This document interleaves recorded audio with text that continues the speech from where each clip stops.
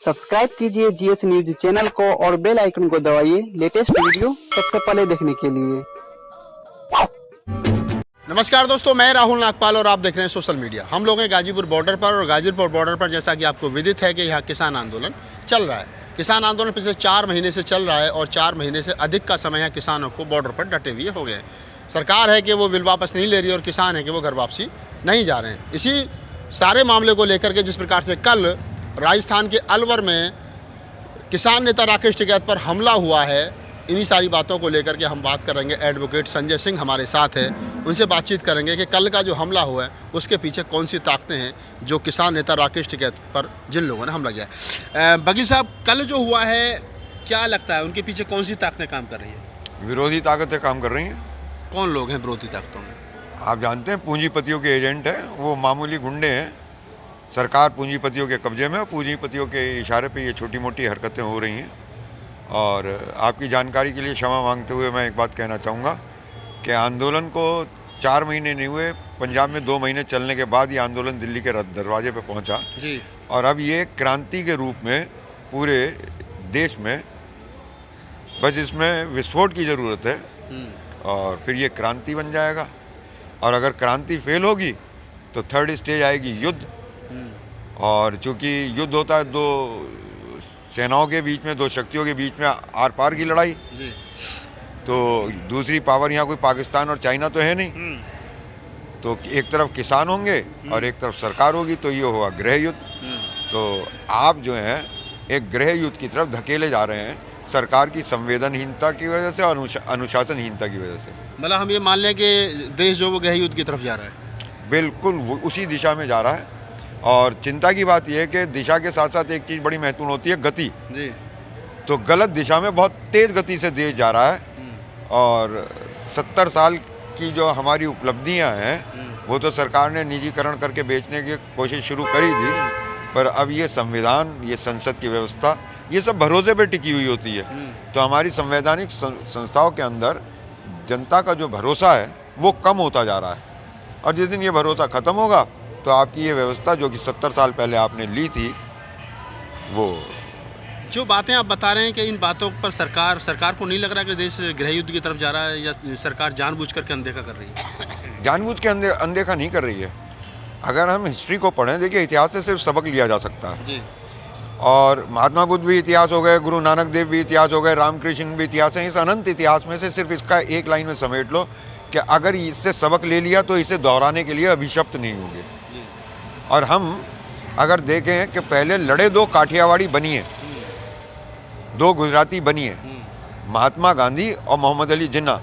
जिन्ना दूसरी पीढ़ी का कन्वर्टेड मुसलमान था, वो भी बनिया कम्युनिटी से था, वो तो भी गुजरात से थे। गुजरात से ही था।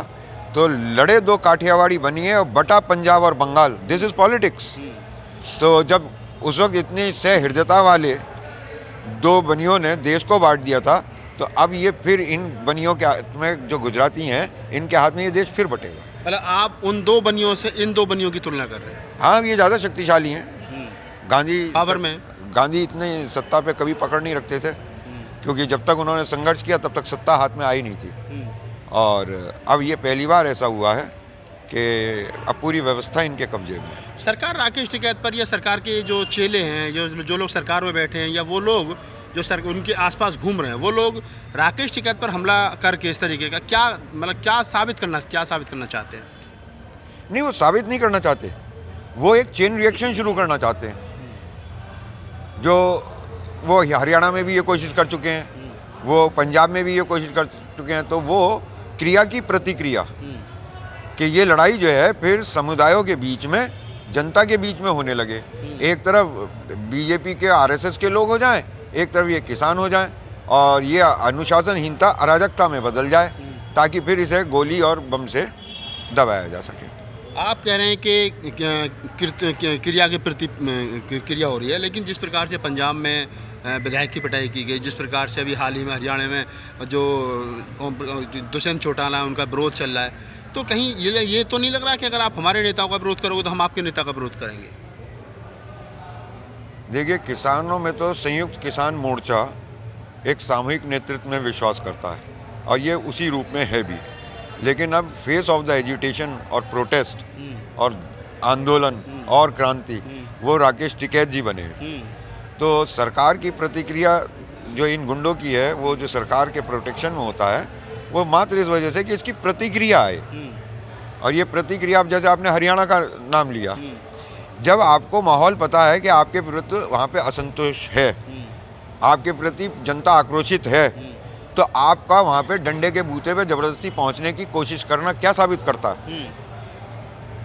आप उन लोगों को बुला के अपने यहाँ बात तो नहीं कर रहे, आप तो जबरदस्ती उनके घर में, अब एक गांव के अंदर विरोध है और वहाँ आप उसी गांव में उतरना चाहते हैं, तो ये है कि हम तो मूंग दलेंगे और तुम्हारी छाती पे दलेंगे। तो जो ये उनकी वो रिएक्शन है, वो सरकार की, हम तुम्हारे बीच आएंगे, तुम्हें जो करना है तो रोक लो, लो। रोक सको तो रोक लो। तो वो ये जो कर रहे हैं, ये एक सरकार की मनोस्थिति नहीं होती, ये उसकी सरकार की एक संवैधानिक जिम्मेवारी होती है। जीतने से पहले चाहे आप किसी पार्टी के हैं, लेकिन जीतने के बाद आप पूरे प्रदेश के हैं, देश के हैं। लेकिन इन्होंने कभी ऐसे ही माना ही नहीं। मैं आपको लॉकडाउन का उदाहरण दूं, आप लोग उस न्यूज़ को फिर खंगाल कर देखिएगा कि जब लॉकडाउन लगा था और लाखों लोग पैदल अपने घरों के लिए जा रहे थे, 80-80 साल की बुढ़ियाँ अपने बच्चों के साथ जा रही थी, परिवार के साथ जा रही थी, तब हरिद्वार से एसी बस में 1800 गुजरातियों को गुजरात छुड़वाया गया था, जो कि उत्तरांचल के परिवहन मंत्री तक ने ये कहा कि मेरी जानकारी में नहीं था। तो ये किसान को की जान की कीमत ये कुछ नहीं समझते, आम आदमी की जान की कीमत ये कुछ नहीं समझते।